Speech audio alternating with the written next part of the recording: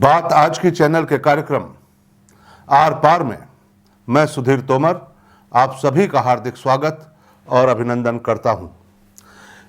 ये कार्यक्रम हमारे चैनल हेड सुरेंद्र चतुर्वेदी द्वारा रचित है। उन्हीं के द्वारा ये प्रस्तुत किया जाता है, लेकिन उनकी अनुपस्थिति में मैं इस खाली स्थान को भरने का प्रयास मात्र कर रहा हूं। देख लो सुरेश रावत, आंखें खोल कर देख लो, अब है तुम्हारा असली परीक्षा काल। केंद्र और राज्य में तुम्हारी सत्ता है, तुम कैबिनेट मंत्री हो और अयोध्या जैसी भव्यता पुष्कर की भी हो सकती है। और हां, विरोधियों को तुमने बौना साबित कर ही दिया है। बोलो पुष्कर राज की जय।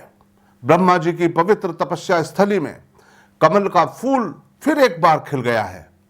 जिस कमल को कुचलने के लिए इस बार पुष्कर की कई नकारात्मक शक्तियां संगठित हो गई थी, वे अपना सब मुंह लेकर अरावली की कंदराओं में कहीं दूर जा छिप गई हैं। सुरेश रावत ने फिर एक बार सबको दरकिनार कर यह जता दिया है कि उनका दीपक आंधियों में जलता है।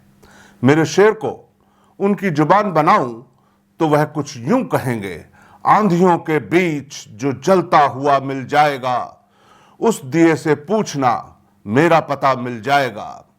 कहां तो सुरेश रावत की टिकट कटवाने के लिए निशाचर प्रवृत्तियां एकजुट हो रही थी और कहां चुनाव जीतकर सुरेश रावत कैबिनेट मंत्री बनकर उन शक्तियों को चुनौती दे रहे हैं कि मुद्दई लाख बुरा चाहे तो क्या होता है, वही होता है जो मंजूरे खुदा होता है। मित्रों, पुष्कर बदलाव चाहता है। पुष्कर वाले गांव गांव गली गली लगे वो पोस्टर याद करो। हां वही जिसमें सेवानंद गिरी, अशोक रावत, डॉक्टर शैतान सिंह जी सहित 4 चेहरे क्रांतिकारी भूमिका अदा करते हुए बदलाव की गंगा बहा रहे थे। लोग कह रहे थे कि इस बार ये चारों शक्लें मिलकर नई ऊर्जा का संचार करेंगे। नेतृत्व के बदलाव से नई क्रांति का सूत्रपात होगा। मगर ये क्या, यहां तो क्रांति दूतों के सीने पर वज्रपात हो गया, क्रांति का गर्भपात हो गया। अंधेरे में एक टहनी उखाड़ नहीं पाए जो उजाले में सुरेश रावत की जड़ें उखाड़ने वाले थे। रावतों ने एकजुट होकर सुरेश रावत पर अपना विश्वास जताया और मोहन चौधरी की पुष्कर और जयपुर वाली प्रेस वार्ताएं धरी की धरी रह गई। जरा अब कोई पूछे उन चौधरी साहब से कि लाल बत्ती की गाड़ी में बैठकर जब सुरेश रावत सुरक्षा कर्मियों के घेरे में उनके सामने से गुजरेंगे तो वो 4.5 करोड़ वाले आरोप किस तरह आत्महत्या करते नजर आएंगे।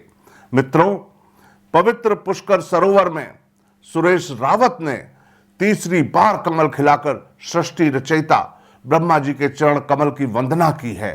नसीम अख्तर, इंसाफ अली, डॉक्टर श्री गोपाल बाहिती, अशोक रावत के चुनावी वर्चस्व को सुरेश रावत ने रेत के धोरों में मिला दिया है। 8 विधानसभाओं में वह इकलौते ऐसे नेता हैं जो विधानसभा में मंत्री के रूप में नेतृत्व करेंगे। आदरणीय वासुदेव देवनानी जी को मंत्रिमंडल में शामिल नहीं माना जा सकता। उनका संवैधानिक पद गरिमामय है। वह सियासती बयानों या सक्रिय सहभागिता के हिस्सेदार नहीं हो सकते। जाहिर है कि सुरेश रावत ही अब अजमेर में राज्य की मनोकामना को पूर्ण करने का कार्य करेंगे। जाहिर है कि सुरेश रावत ही अब राज्य में अजमेर की मनोकामना पूर्ण करेंगे। जाहिर है कि इकलौते मंत्री होने से जिला प्रशासन पर उनका दबदबा रहेगा। अजमेर ही नहीं, केकड़ी और ब्यावर जिलों पर भी उनकी सीधी पकड़ रहेगी। यहां इसी बात को यूं भी कहा जा सकता है कि अब सुरेश रावत की जिम्मेदारियां पुष्कर से ही रिश्ता नहीं रखती। उनको अब पूरे संसदीय क्षेत्र के साथ साथ संपूर्ण राजस्थान को संरक्षण देने के लिए तैयार हो जाना चाहिए। यहां मैं सुरेश रावत को बता देना चाहता हूं कि वह अपनी संप्रभुता को समझ लें। यदि उनके रहते कोई दूसरा उनके अधिकार क्षेत्र में दखल करता है तो यह सुरेश रावत के लिए शर्मनाक कहा जाएगा। दूसरों की दखलंदाजी से कहीं ऐसा ना हो कि लोग यह कह दें कि बंदर के हाथ में उस्तरा आ गया है। यहां मैं डॉक्टर रघु शर्मा का उदाहरण देना चाहूंगा, जिन्होंने अपने पुत्र के अलावा किसी अन्य को अपने अधिकार क्षेत्र में दखलंदाजी का मौका नहीं देते हुए मंत्री पद का आखिरी कस तक मजा लिया। सुरेश रावत दूरदर्शी और बेहद चतुर राजनेता हैं। गर्म गर्म नहीं खाते, ठंडा करके और चबा चबा कर खाते हैं। यही वजह है कि उनका मुंह नहीं जलता। इस बार उनको मंत्री बनने के बाद वाले हनीमून टाइम से बचना होगा। पोर्टफोलियो मिलने के साथ ही अपने मंत्रालय को संभालते हुए काम शुरू कर देने पड़ेंगे। स्वागत, अभिनंदन, माल्यार्पण, साफेबाजी से बचना होगा। ऐसे लोग जो उनकी कब्र खोदने में लगे रहे, उनको उनके ही हाल पर छोड़ना होगा। बदला लेने में समय और शक्ति जाया नहीं करनी होगी, बल्कि यदि कोई शरणागत हो जाए तो सावधानी रखते हुए माफी भी देनी होगी। और हां, पुष्कर के लिए उनको विशेष समयबद्ध योजना बनानी पड़ेगी। इसके लिए उनको वो सारी समस्याओं को एक बार सूचीबद्ध करना होगा जिनको लेकर पुष्कर में हमेशा रोष रहा। ऐसी समस्याएं जिनको उनके कार्यकाल में खत्म हो जाना चाहिए था, जिनको लेकर पुष्कर के पुरोहित बड़ी तकलीफ में रहते हैं। मूलभूत समस्याओं के निराकरण के लिए सुरेश रावत को जान झोंक देनी चाहिए। ऐसा शुभ मौका अब कभी नहीं आएगा। केंद्र और राज्य में जब भाजपा की सत्ता है, वह खुद कैबिनेट मंत्री हैं, मोदी जी जैसे नेता उनके सरपरस्त हैं। जब अयोध्या में भव्यता आ सकती है तो तीर्थराज पुष्कर में भी अयोध्या जैसी ही भव्यता आनी चाहिए।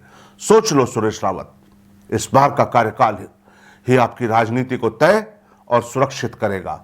जितना समझा जा सकता था पितृवत मैंने समझा दिया है, बाकी आजकल के बच्चे सुनते कहां हैं।